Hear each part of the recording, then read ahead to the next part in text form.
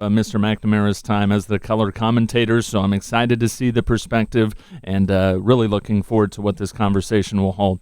Dolly, good morning to you. Good morning. Happy Friday. Oh, yes, and happy Friday to you. I'm sure you heard my mistake during the news when I said it was Monday. My bad. You know, I did, but I wasn't going to say anything. I worked in this business too many years. Yeah, you can always count on us to sort of relive our mistakes minutes after they happen. But, Dolly, it's great to have you on the phone and to be celebrating an anniversary like the 75th here at WMOA. We need to go back and figure out your years working for the station. When did you work here? Oh, my goodness. I worked part-time in 88 and 89. Actually, Carol Worf, Big John's wife, had heard me on the college radio station and said, we need to have Dolly. How funny how that all worked out. And then after I graduated from Marietta in 89, I continued on as a program director for a few years, and it was great. I love Marietta. In fact, I will be back to visit actually in a couple weeks. All right. That's wonderful. And, as program director here, that's been Marshall's position at the current point, Jacob. But, I'm sure it looked a lot different, Dolly, back in the late 80s and early 90s. So sort of talk about that. How different do you think programming was on a radio station in the late 80s and early 90s versus the way it is now? Probably the biggest thing is technology. Because I remember Dick Geyer in the morning with 4 huge tapes with music, and he'd press to play, and then he'd talk between the songs. And I'm sure those decks are long gone. So I know that technology is just such a huge part of the change. And that's the thing that strikes me most. It's got to be. And Jacob Krantz here, Dolly. It is a pleasure to be speaking with you. And you kind of alluded to it, and I would love to hear more about it. Talk about that staff. You had mentioned Dick, but set the scene for WMOA, some of the people that had come through the doors and who you would kind of, talk to kind of get comfortable and land on your feet. I would love to hear more about that staff. Actually, there were so many, most not there anymore. Mike McNamara was there during my tenure. I loved him, by the way. Of course, Dick Geyer, Kelly in the afternoon, Ed Erdovic. There's another blast from the past. Eddie was on middays for us. Keith Wharton, I know he was a staple with WMOA for many years, sure. And I'm guessing he's coming back to visit at some point. And Kyle Wenzel. Oh, yeah. He came on board during my tenure there. I spoke to him last week, and I'm like, we did good when we brought you on board, right? And how many years later is it? Almost 30 years later, and he's going strong and loving working in radio in Marietta, Ohio. Absolutely so. Yeah. And, of course, Johnny was there. I mentioned Mike McNamara. Big John and Carol were a very integral part of things back then. And I think I've covered just about everyone that's on my mind. It's amazing how, Dolly, we can remember each person that worked here. I mean, I can go through the entire building right now. Jacob, you could do the same thing and mention, first, last, and address for the people that work here. And that's small town radio right there. We have a building with 12 or 13 employees in it. We know everything about each other, and it's easy to keep track of things like that because of the small town that we live in and the small staff that we have bringing people local radio the same way that you did, Dolly, just with that new technology that you mentioned. Technology is constantly going to change, but our mission here at the station really hasn't changed that much. It's just about us getting the information out there. And I'm sure that was the same way back in the late 80s and early 90s. And it was a lot of fun. And Marietta was such a great community to live and work in. And I still have ties there. My family, the Shrams. So that's one other reason why I'll be visiting. And I have friends, obviously, that have come and gone from Marietta, and I'm sure when I get there, I'll run into people from back when I lived there. And I'm just so excited and kind of sorry I'm missing the Sternwell Festival next weekend. But, yeah. Life in Marietta, there's always something going on. Absolutely. So I'm sure there'll be lots to get there. So, Dolly, I have to mention, you mentioned the tape decks and how those used to work, and I wanted to mention here in the studios, high atop Harmer Hill, there is a section of the wall directly behind me where the rack used to be. And it's a different color than the rest of the carpet in the office because that's where that thing hung for who knows how many years. And you can still tell that large rectangle shape of where that rack used to be. And I love it. It's a piece of history, right? oh yeah, we're gonna cut that out and put it in a big frame for later. But that was a much different time when you had to play commercials and songs and opens and closes and liners off of basically an 8-track tape that you shoved in this big machine and it went over the radio. And the funniest part for me, as you're speaking about all this, is running the board during the Cincinnati Reds ball games and just getting all the commercials in that tight window of time if you've got a 90-second break or a 60-second break.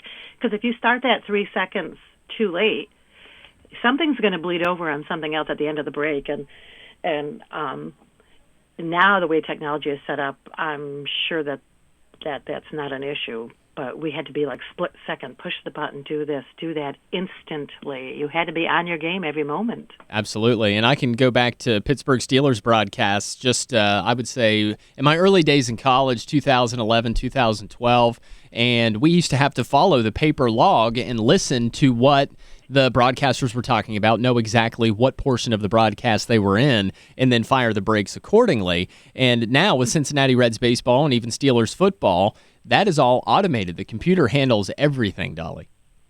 That's crazy.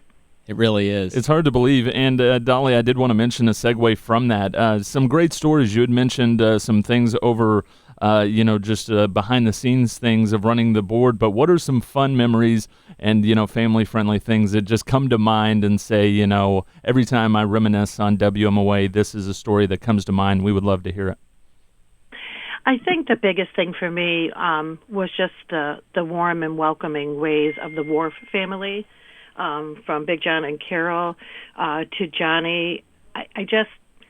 All my time there, and there were some times that were very exciting, and there were, sometimes, obviously, in any business, got a little stressful. But they really looked out for each other. They looked out for us.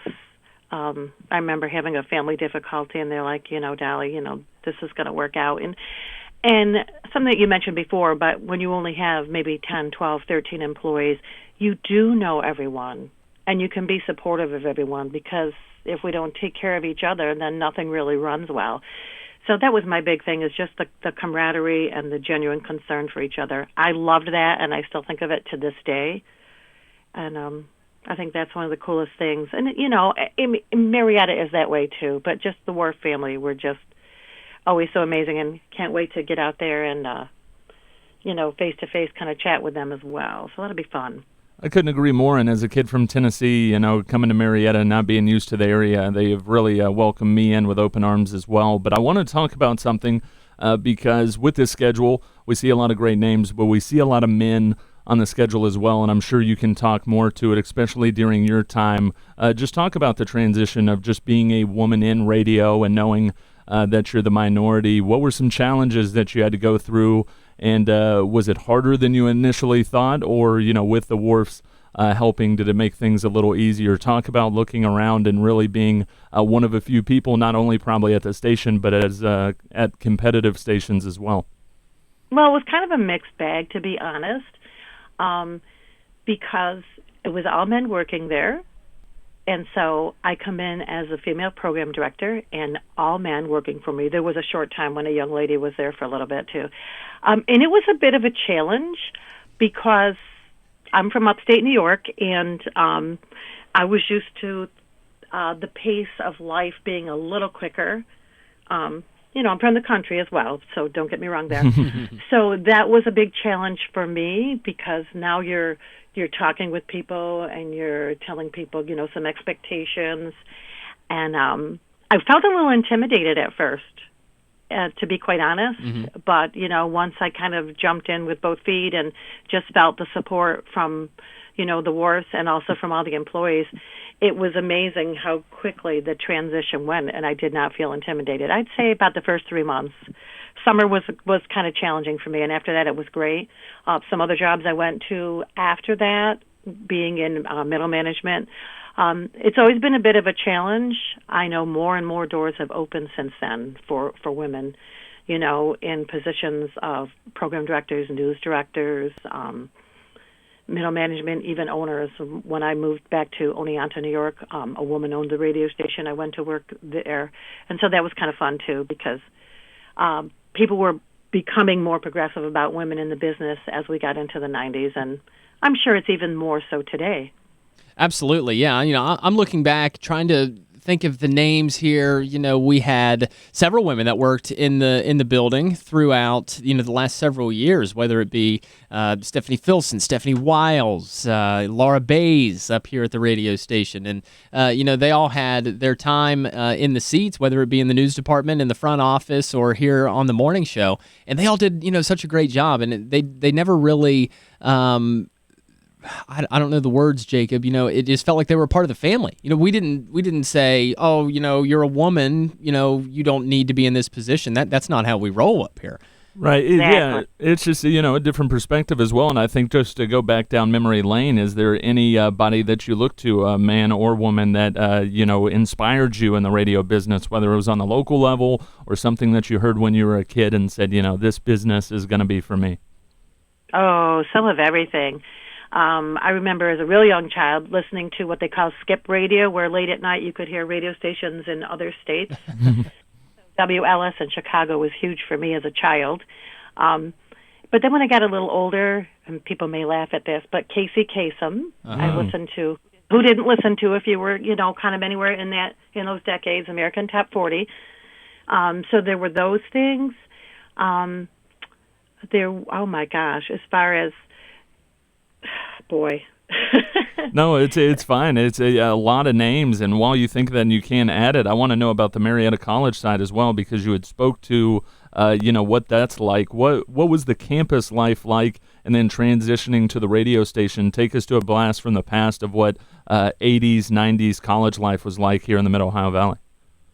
Well, I was a non-traditional student, being a lot older, so when I worked at the college radio station, I worked early mornings because I am an early bird. Mm-hmm. And so I would play a program called Daybreak, and it was a lot of progressive, and I don't know if I want to say new age jazz, but I guess probably kind of a smattering of all of that.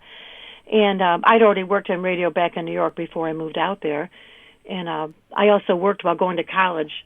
So I didn't have the full taste of campus life, although I had a lot of great influence of the community because of working in the community, and the college, just to, classes, befriending teachers, and just the whole gamut. So it really led me to kind of a different experience. But the campus was amazing, and I know there's been so many improvements since then too. I don't even know if they have a college radio station there anymore. That would be interesting to find out. Absolutely. And, I believe it's still broadcasting, so you get your jazz on 88.3 MRT, and it's that was your station then, correct? It was, and classical music every evening. Yeah, there you go. So, it's tough to throw in a whole lot of personality on a jazz station, but what was your knack on the radio? Did you enhance the voice a little bit? Did you have a radio name? How did that go? It's crazy you say that because, no, I just went by my name, Dolly. It stuck as a child. My given name is Darlene. No one ever calls me that unless they don't know me or they're very upset with me. I was about to say, if you're in trouble, that's when you probably heard it the most. That's it. But I did not hear it that very much because I wasn't, usually in trouble. But Dolly was how it went, and I just went by Dolly Hecox. And did I enhance my voice?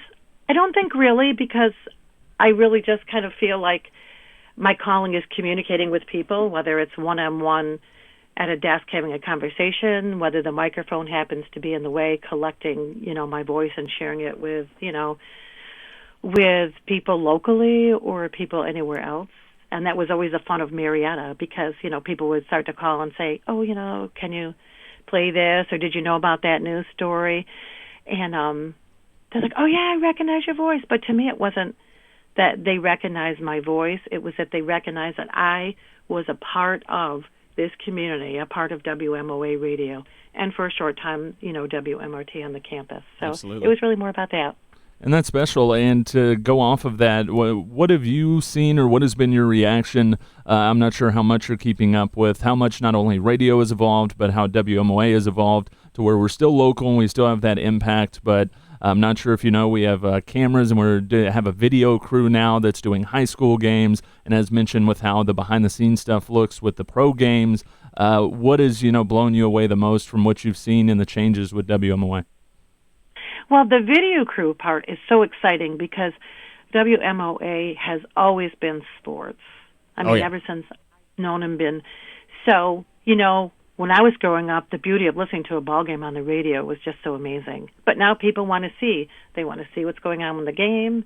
They like the color. They like the quick interview here and there. They like the spontaneity of it. And so I think that's the perfect way to bring just another aspect of the game, whether it's local high school football like tonight, whether it's, going to the regionals, no matter where it is. Dolly, so I think that's been my biggest, the thing I'm most impressed about is, moving with the technology, because in this day and age, if you don't move ahead with it, you kind of fall behind, and that's not cool. That's exactly where I was going next, Dolly. And, I love being able to sit in this seat, watch the technology change in front of us, be able to adjust the microphone and get into a morning show for 4 hours every single day. But, I think I would have just been beside myself, even more in love with this industry if I had the chance to do it back in the late 80s and early 90s, because it was wildly, drastically different than it is now. MP3s, that wasn't a thing, okay? Digital, that wasn't a thing. Not up here anyway, not on the hill. So you had a lot more responsibility than we do. You had a lot more transitioning, a lot more work to physically do here in the big seat than we do now. And we respect you for that. That had to have been a fairly challenging job for anybody. But very fun, too. I mean, the thing that comes to my mind is, when people think old radio, they're thinking, 33 1/3 record or a vinyl 45 or whatever. Mm-hmm. And I remember on Sunday nights when I was still only part-time, there was the sounds of Sinatra, and it was 2 big albums, and you played them and you stopped and played the commercials between and things like that, because, I'm back in the late 80s and early 90s. Do people know what an album is now? I mean, people have heard of vinyl, but I guess not too many people touch it anymore, right? Oh, no. I think I'm going to have to correct you on that. Jacob, you are a vinyl king now after your small inheritance and your new record collection that you have. Yeah, so Dolly, I'm keeping the industry alive. I'm the only guy being able to do it. But here in the last couple of minutes, and some similarities as well, I'm a non-traditional student. To go back at what you said, I'm full-time here and full-time at the Scripps School of Journalism of OU, so I love hearing that. But in this last couple of minutes or so, over the 75 years, an overview or a story or something that you feel like wasn't mentioned, what would that be? And we would just, again, love to hear from it. Wow. Might ask for too quick. It's funny because the thing with all the things going on in the world lately in the Middle East and things, I remember shortly after I came on full-time, there was a lot going on in the Middle East as well. And I remember, who knew about what time zone Kuwait was in? And, I learned that it was, I believe, 8 hours, because that was when huge things were happening in the Middle East as well. And so all of a sudden, your little world in your own little community where you knew everyone, and, they'd be like, oh, we loved hearing, that news story, or we loved, the thing that Dick did in the morning. So the world has gotten so big, and that was huge to me, because I felt that I was a seasoned person. So then all of a sudden you realize the world is large, and yet the world is so small. Mm-hmm. And I think that it's almost like it's a responsibility. What we do in this business, it's a responsibility. It's not just, we're informing our community, we're caring about our community. If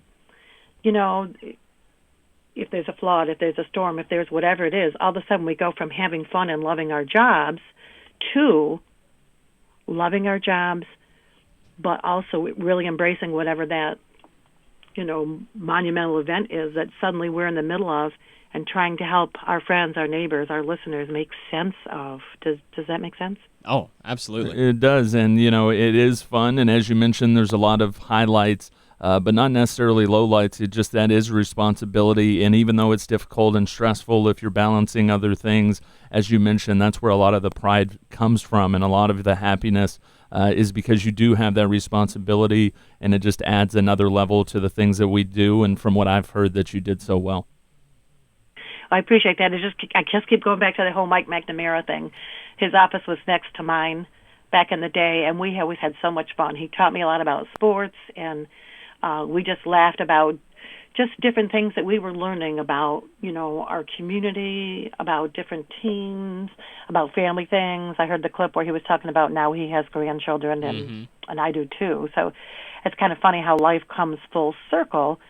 But when you love what you do and what's been a part of your life, even when you kind of move to a new chapter, it's like it's still such a big part of you because you get to do what you love and you get to share it with those around you and sometimes far away. Dolly Hecox Wolford on the phone with us, WMOA alum, and just like that, that's how quick 21 minutes and 8 seconds can go by, Dolly. We appreciate it so much, and obviously we appreciate your time here at Local Radio, the Pioneer City Station, and we look forward to speaking with you sometime in the near future. Thanks so much. It's been fun. I'll see you in a couple of weeks. You're on Local Radio, AM 1490 and FM 101.3, WMOA, Marietta.